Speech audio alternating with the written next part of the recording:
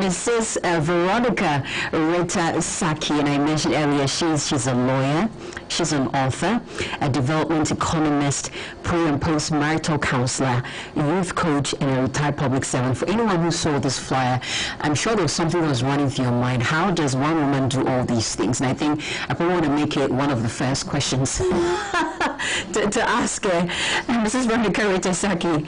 For anyone who had this running through their mind, all these things, one person, one woman, how have you done all these things? Thank you, Judy. Thank you for having me. Our pleasure. Once again to complete the original interview we started. And in fact, before we even get to the question I asked you, I know the last time we had you was about your book, I Remember, A Journey of Faith and Triumph, and we didn't have enough time. But I want to know, after the launch, what's been happening? What's been buzzing around town with Mrs. Veronica Rita Sackey after the launch of I Remember? Yes. After that, interestingly, I just get invitations to come and speak. I don't have to solicit anywhere to go and speak anywhere. I just get the invitations to come and speak about my book. So I've been doing that. I've been going around doing that. We are trying to finalize arrangements for the Amazon ebook and then Kindle, and that will be completed before the week is out. Okay. And so we've been working on that one, so that as many I've managed to send some outside, and it's not enough. We need to do it the way we have to do it, the virtual way. So we are finalizing arrangements on that. Awesome. So it's been quite busy, and I'm grateful to God for the support that I have received as far as this book project is concerned. Massive support, massive from friends, family. I mean, I have a huge constituency. Oh, you do.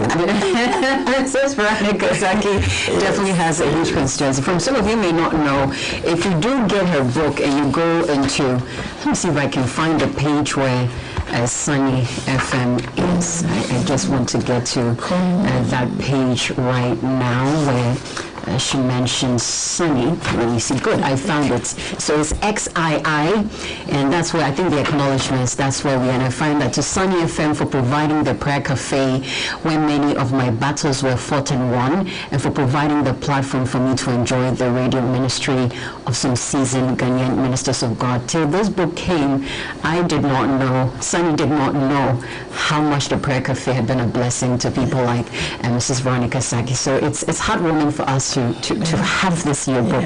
Our CEO says we need to get a copy of this book for Sunny. One for Sunny. Yes. So let's get back to you as a young woman married with children. I'll leave this. Thank you. For being a public service, it's been busy for you. Wife, children, times where you had to work outside Ghana. I was spending some time in your book, and I'll go back to the question I asked you: how did you manage to juggle all these? Because you love the Lord, you're also into ministry. How have you managed to juggle all these things over the years? JJD, I interestingly, as a very young officer, when I joined the civil service, very young, I got thrown into big things.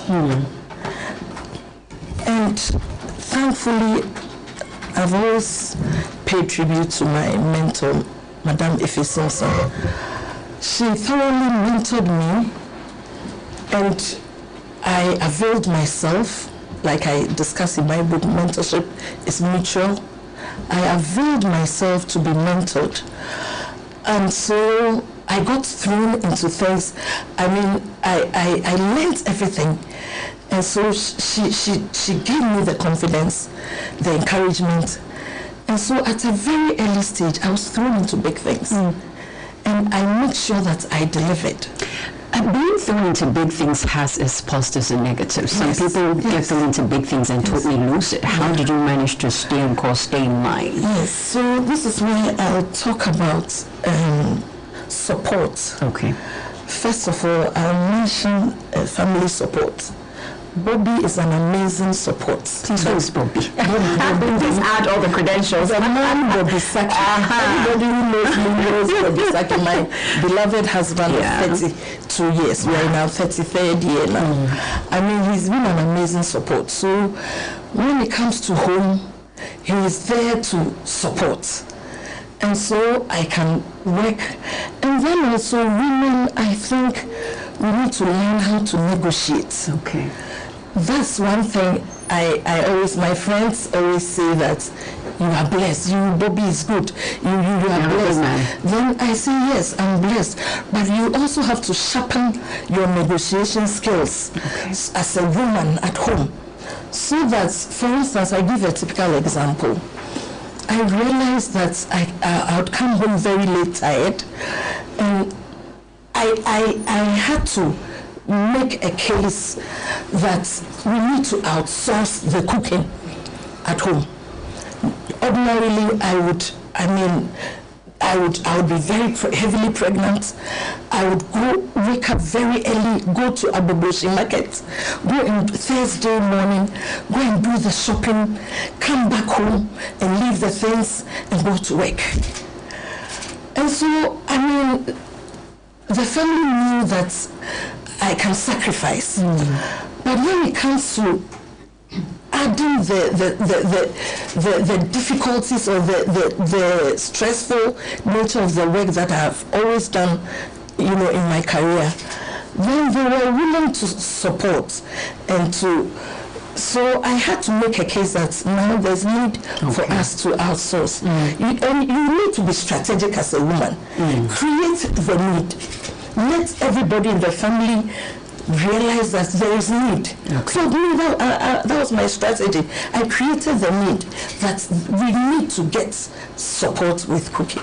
So they came along and supported, and we got somebody to. So I made sure that my freezer was always filled with food. You never had that guilt some moms have that they're not the ones themselves cooking for their family. You never once had that? No, because I had done that in the past. I had sacrificed a lot, like I was saying. I would go to the market, and then the week I go and do the bulk marketing. That Friday night, I stay on my feet and cook many dishes and sleep around 2 a.m. So they have seen your sacrifice. So they have seen the sacrifice, and they know that. Yes, they have seen.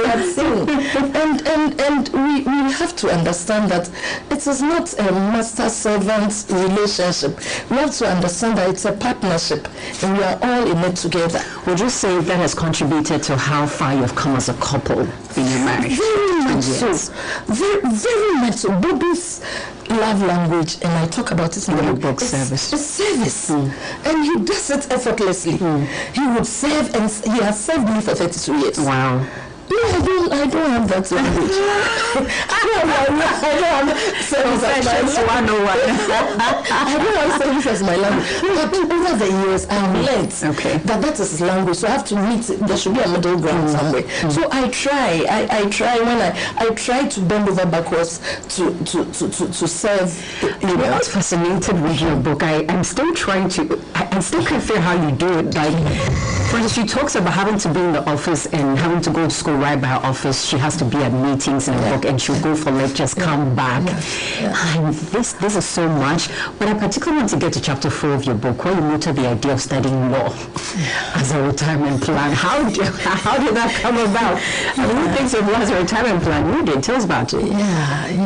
I remember vividly sitting after I returned from posting with the African Development Bank.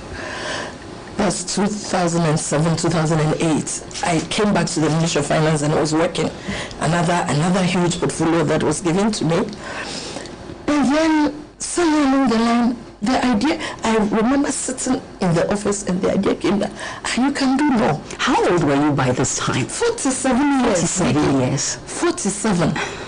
Then the idea came, you can do law. Interestingly, right after the idea came, then we had Gimpa advertising law for evening lectures. I said, oh wow, then this will work for me, because the Legon one is full-time and I'm working full-time. How do I go to Legon? And so I actually applied for the Gimpa, and everything went so smoothly. We did an entrance exam, many people applied. Apparently many people wanted to do law at that time, but these are people, chief executives, CEOs, fulfilled people. They don't have time to go and sit in Legon full time. So when Gimpa advertised, many people scrambled for that space there. And so we went there, and God being so good, I went through it, and then I started. I was part of the pioneers. And so I work full time, and JJD, there were times I have to drive from Ministry of Finance after 5 all the way to Gimpa, because the lecture starts at 6 to 9. After reading your book, I thought to myself, Jennifer, you don't have any excuse. Jennifer, you have absolutely no excuse to do what you got to do. You don't. And how did you feel on the day of graduation? 47, I want to get into law, work, school.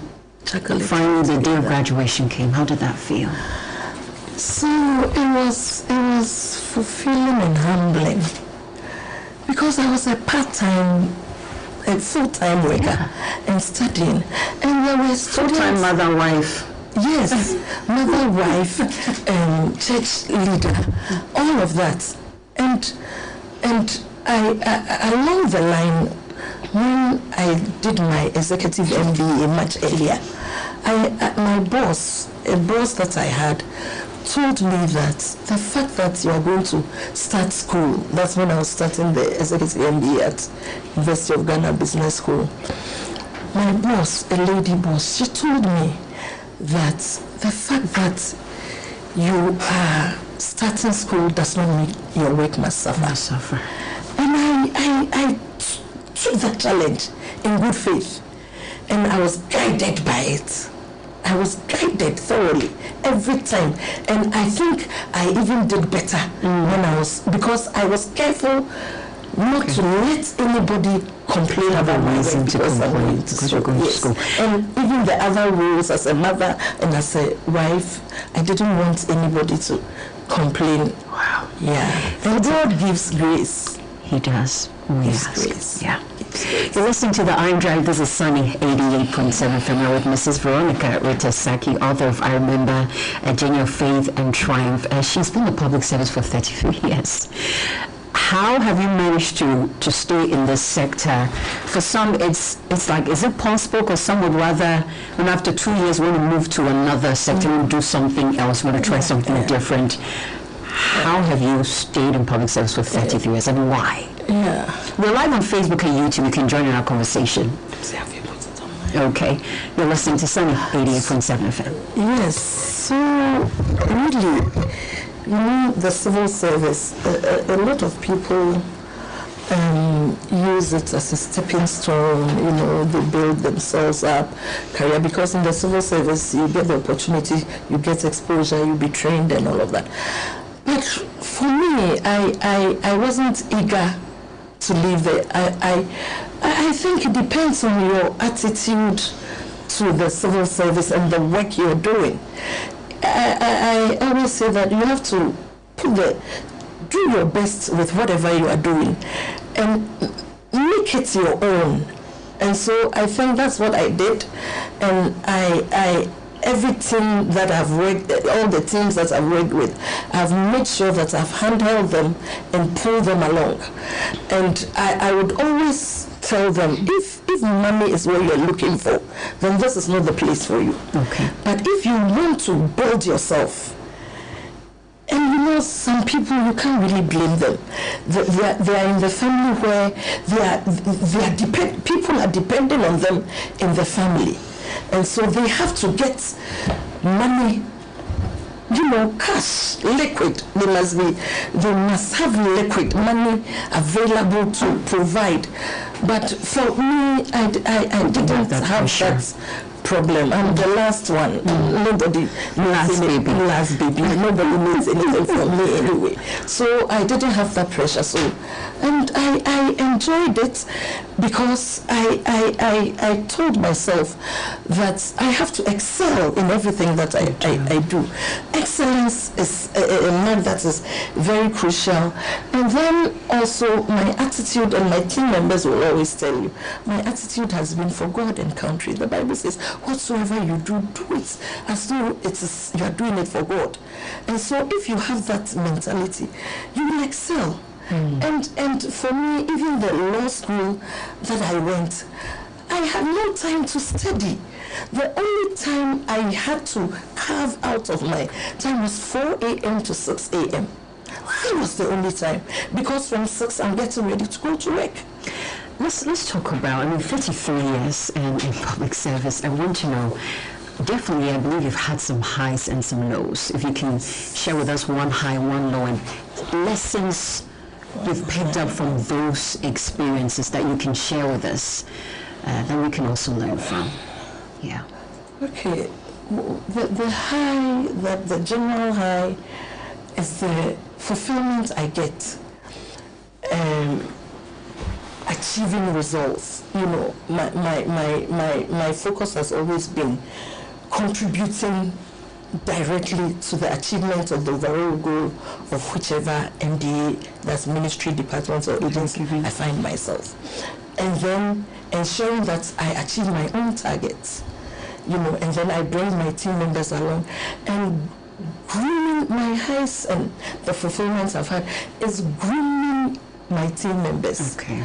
Pouring out and nurturing them and seeing them turn out and performing just as I'm performing. For me, that has been my high. Okay. And so I recall when I had to take voluntary retirement, a few months to finish the book, and then before my 60th, and my team members were broken. They didn't want me to go. I had to tell them that, listen, I have done everything. I've poured everything out. And just bless me and let me go. And they are doing so well. That is for me, that is my high. Bringing the young people along, that is my high. And seeing them excelling in the work. And doing just like I was doing.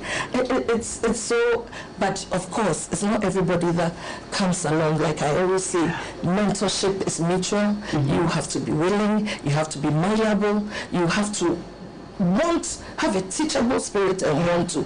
So you see that some of those that are willing, most of them, they just peak like that, and they are shining. Sure. And that is very rewarding for me. That's the high for you. All right. The low. The lessons it's taught you. The low has been when you are working so hard, when you are sacrificing all that you can to ensure that you're getting the work done. Being a female, working in a male-dominated area, you have problems, you have difficulties.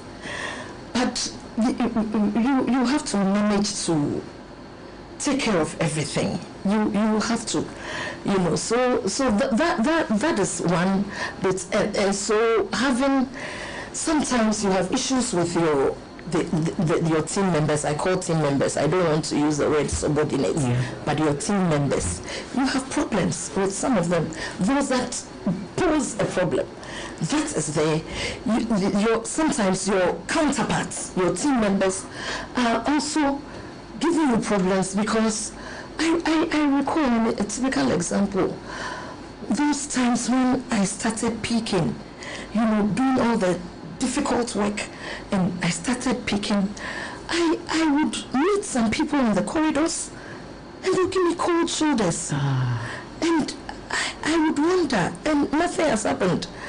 And I was burdened with that, and it was quite, I saw it happening with a number of people, and I'm like, what has happened? What have I done wrong? Yeah. What have I done wrong? I had a culture or a custom of listening to it was Gold, Radio Gold. This is like 25 years ago, there about 30 years ago. I used to listen to Pastor Mensa Otabo, 2 o'clock, Radio Gold, I remember. And thankfully, he preached a message where I gleaned from that message. He said that be ready for enemies when the Lord starts blessing you. It was only then I was relieved. Say that again. The message was that be ready for enemies, unsolicited, when the Lord starts blessing you. Okay. And it was like, I was just set. It was deliverance for me. I said, okay, this is the truth I needed to know. And I was liberated. It's interesting how you mentioned doing all the difficult work and its relation to peaking. And some of us sometimes run away from the difficult work, and yet we expect to rise. But as I'm listening to you, I'm seeing that as those who embrace the challenge, Yes. we are the ones who get to the top. Yes. JJD. That is correct. What would be your advice to your younger self, like your 20-year-old Veronica? What would be your advice to your younger self? I talk about this in the book because the 20-year-old Veronica knew nothing, knew no challenge. I gave my life to Christ at the age of 15, no problems, everything was fine. JJD, did I ever tell you that my father, he pampered me. My father, As baby featured in your book. yes, my father would give me blank check at the university. When I was reading that part, I was like, wow. Yes. Blank check. And when all of us, we got to the tertiary, we got to the universities, he was a banker. And he gave us blank checks. You just need to go to the bank, the manager, he has an agreement with the manager, any amount of money you need, you Just take it, right. don't take it from his account. And so for me, I didn't know any challenge. I didn't know any challenge. So 20-year Veronica, old Veronica, didn't know any challenge. All she knew was God, loving God, and God was good. There was no problem. Life, yeah. Until I started life, got married, and then, so the lesson, the advice I would give to Veronica and 20 is that don't worry about it, because then, because I hadn't had any difficulties in life, when the challenges started coming, I would cry, I would lose sleep, and all of that. So, but now, I sit here, nothing shakes me, nothing shakes me, because I have gotten to know that God, He takes care of everything. God takes so you care are of hard pressed on every side, but you are not crushed. Yeah. You are perplexed, but not in despair. Persecuted, not abandoned. Cast down, Not but not destroyed. That's a Cast powerful word down, this but morning. not destroyed. So, well, Mrs. Veronica Rita Sackey, let's get to your book as we wrap up. I remember, and I remember picking up, it's interesting, I say I remember, and I'm saying I remember in the sentence, because Nathaniel Bassey shows up with this title of the book. Tell us what people should expect when they pick up your book, why they should get it, where we can get copies, Mrs. Sackey. So, JJD, this book, as I've said, in other interviews I've granted, it was just God directed. It wasn't my doing. God just sent me to write this book. When I turned 58, He said, you launch your book on your 60th birthday. And I was stubborn for a year until I had just a year to. So God directed and led it. And so He led me to write what I have written. He inspired it totally. So what readers must expect is that they must expect God to speak to them. I remember when the former Chief Justice, Ladyship Georgina Theodora Wood, she gave the foreword for the book. I remember after she read the book, she called me one early morning and said, God indeed directed me to write this book.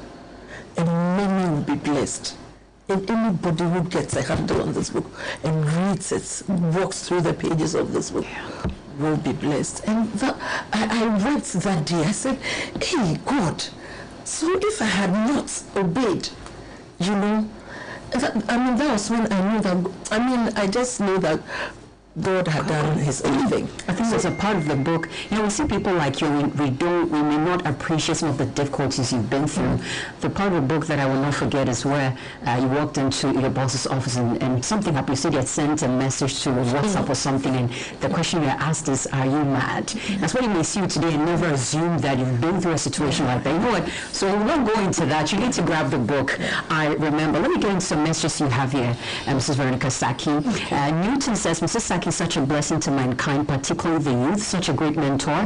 We are all proud of you. Femi Fatoyimbo says, congratulations, my sister and friend, a very well-focused country. Theophilus says, Mrs. Veronica Rita Sackey, this person knows you, power. The ending account.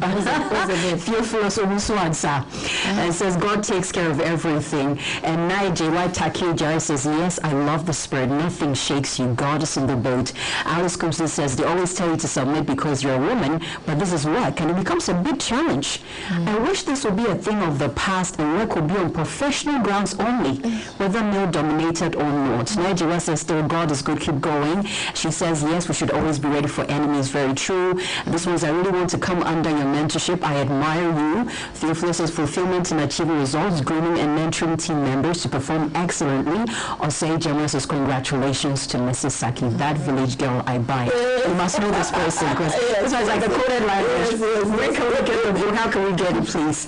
Okay, so like I said, we are finalizing arrangements for Amazon, Kindle, and ebook, and we'll let you know.